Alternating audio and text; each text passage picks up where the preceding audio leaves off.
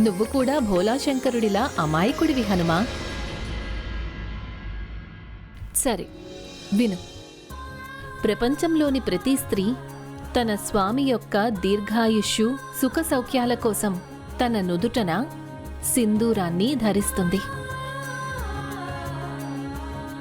నేను కూడా అందుకోసమే సింధూరాన్ని పెట్టుకుంటాను.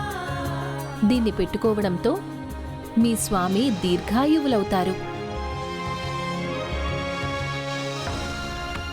ఎల్లప్పుడూ కూడా సంతోషంగా ఉంటారు.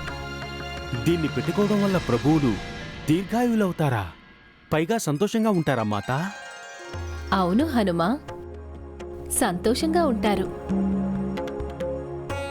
ధన్యవాదాలు మాతా. సెలవిప్పించండి. అరే హనుమా, ఒక్క నిమిషం ఆగు. కుమారా,